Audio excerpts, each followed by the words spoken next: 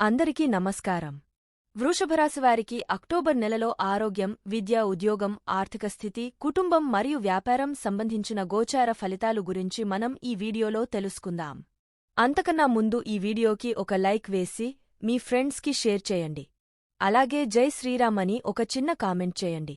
అలాగే మీరు video skip చేయకుండా పూర్తిగా చూడండి, అప్పుడే మీకు అర్థం అవుతుంది. గోచార ఫలితాలు. వృషభరాశివారికి ఈ మాసం మీకు అనుకూలంగా ఉంటుంది. మీరు ఆర్థికంగా అనుకూలమైన ఫలితాలను పొందుతారు. ఈ సమయములో సమానమైన ఆర్థిక ప్రయోజనాలను పొందుతారు.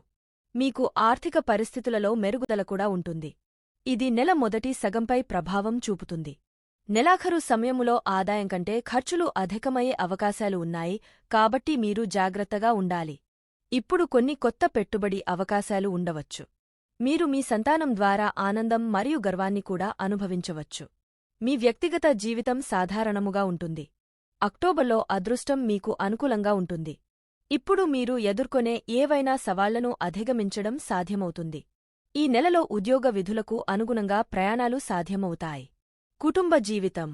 వృషభరాశివారికి ఈ నెలలో కుటుంబం జీవితం పరిశీలిస్తే కుటుంబ జీవితంలో ఈ నెల గందరగోళంతో నిండి ఉంటుంది. మాసం ప్రారంభంలో కుజుడు 2వ ఇంట్లో ఉంటాడు. దీని కారణంగా మీ ప్రసంగంలో కఠిన పదజాలం ఉంటుంది. దీని కారణంగా కుటుంబ సభ్యులు మధ్య సంబంధ బాంధవ్యాలు దెబ్బతినవచ్చు. కాబట్టి ఎవరితోనైనా మాట్లాడేటప్పుడు జాగ్రత్తగా ఉండండి. కుటుంబ జీవితంలో ఒత్తిడులు పెరిగే అవకాశం ఉంది.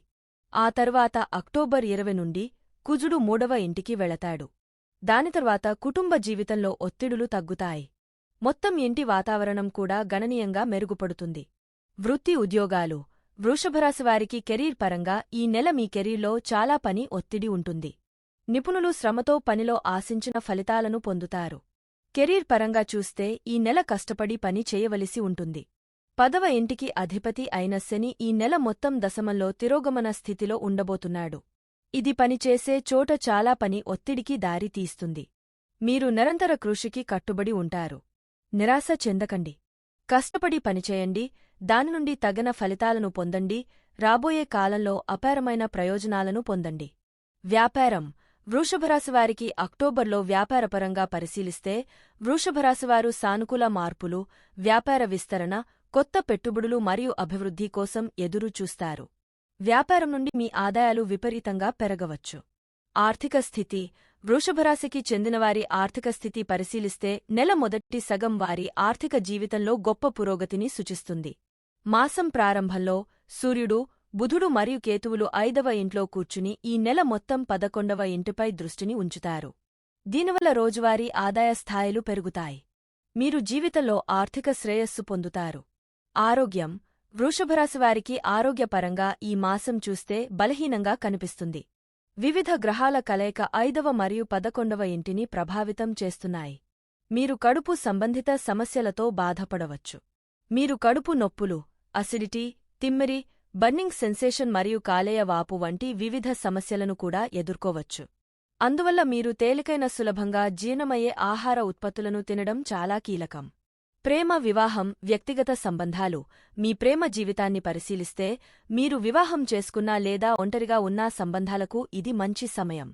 మీ ప్రియమైన లేదా జీవిత భాగస్వామి నుండి సానుకూల ప్రతిస్పందనలు ఉండవచ్చు. మీ బంధం మరింత బలపడవచ్చు.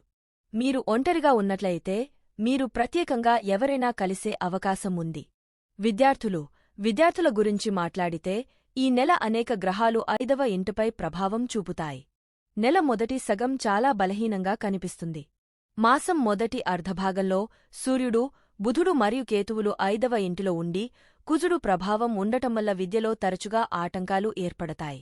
వృషభరాశివారు పాటించవలసిన పరిహారములు. గురువారం నాడు ఎర్రటి ఆవుకు శనగపప్పును తినిపించండి. ప్రతిరోజూ దత్త చరిత్రను పారాయణం చేయండి. మా వీడియో చూసినందుకు ధన్యవాదములు. దయచేసి మా వీడియో నచ్చితే లైక్ చేసి మీ ఫ్రెండ్స్కి షేర్ చేయండి. అలాగే మా ఛానల్ని సబ్స్క్రైబ్ చేసుకుని పక్కనే ఉన్న గంట సింబల్ని నొక్కండి.